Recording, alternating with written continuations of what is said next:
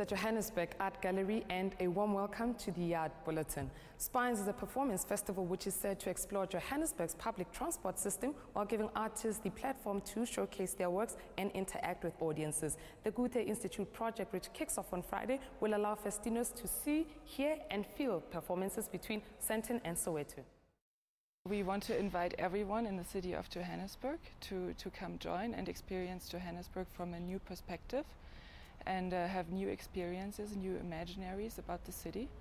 And we invite young people or people, they have to be a little bit fit because it involves walking and bicycling in one case. But everyone interested in art, in urban planning, in the development of the city, in society. Yeah, it's very open. Zanele Muholi's Faces and Phases is finally returning to South Africa after being part of Documenta 13 for 4 months in Germany. The renowned photographer's exhibition opens on Tuesday and will be on until the 31st of January. It's a body of work that Zanele has been working on for several years. It's a lifetime project, as she describes it, where she's photographed a lot of lesbians in South Africa and other parts of Africa, but predominantly South Africa. An attempt at creating awareness for lesbians and the gay community in South Africa. The National Film and Video Foundation has started its 7th SAFTA's judging process. The foundation has also introduced a new chairperson for the judging panel and a new category for the South African TV and Film Awards. What has been excluded in the SAFTAs up until now has been what are called the international formats, so the Survivors, the Strictly Come Dancing, so on and so forth, that are internationally recognized brands. But now included are the South African versions of these, so it's a new category. Refiguring Women, which kicks off today and ends on Thursday, is a debate that will see women from in and out of the country come together to discuss the themes of body, position and trans identities. It's actually a series of workshops we're doing on building platforms for professional artists, female artists in Africa.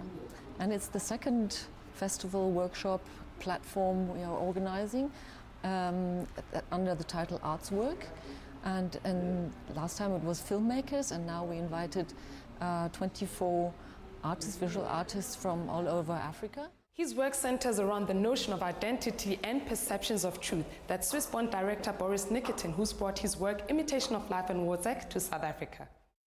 The performance is very much about two performers talking about themselves. So it's a kind of documentary theater, you could say.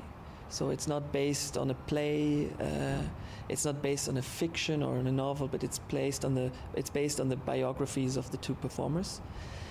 But so that's one aspect of it. The other aspect of it is what is true and what is fictional. With the constant growth of technology, it goes without saying that social and educational trends are heading towards a totally digital era. Doing its bit to get literature on that digital path is Penguin SA. They announced the completion of their first ebooks rollout this week. It's the same text that's inside the printed book, but just made available in a different format that's accessible through electronic little machine. The same as in music, when it went digital, that there's a whole new distribution, a whole new set of possibilities for distribution, and the same is now for books. So you can now access a book online, you can download a book within seconds. Sipanzula, as South African as biltong and panichao, the dance form actually marks its beginnings as a style of dress, and now the Soweto Theatre is auditioning for the Dlala Mapanzula Festival, and they're calling on all crews to audition on Monday and Tuesday from 10 to 5 in the afternoon. This is a very big dance movement which is not being afforded enough opportunity to be seen in main stages in South Africa as a unique South African dance. It cannot be found anywhere in the world. You know, Spanzula, on its own, just as a style, there's the clothing, there's the attitude, there's the presentation format, there's the stories that they deal with. So in terms of what we're looking at when we judge, all of those subcategories will be looking at all of them. The National Arts Council is calling on all arts organizations and companies to apply for funding. These are organizations that are active in the areas of theatre and music, dance and craft, literature and visual arts. It's a 3-year grant that's made to help arts organizations be more stable, to support programs, but most importantly support operations, staffing, business premises, keeping the lights on and keeping the business running. That's what we're interested in doing. So it's open to organizations across 7 disciplines: dance, music, craft, visual arts, literature, all the 7 disciplines of the National Arts Council, and it's available to any arts organization. The original structure to this world-famous art gallery was designed by an architect that was equally famous, Sir Edward Lartiens. But that's not what makes the Joburg Art Gallery big. The size of the structure, the size of the art collection, and the artists that have been through these walls make the Joburg Art Gallery big. Located on the corner of Klein and King George Street in Joubert Park, right in the buzzing central business district of Johannesburg, the gallery comprises 15 exhibition halls and sculpture gardens. That is the Johannesburg Art Gallery, or fondly known as Joburg Art Gallery. It houses collections of 17th century Dutch paintings, 18th and 19th century British and European art, and 19th century South African. These spaces are always occupied by young up-and-coming, alongside legendary artists from Africa and beyond.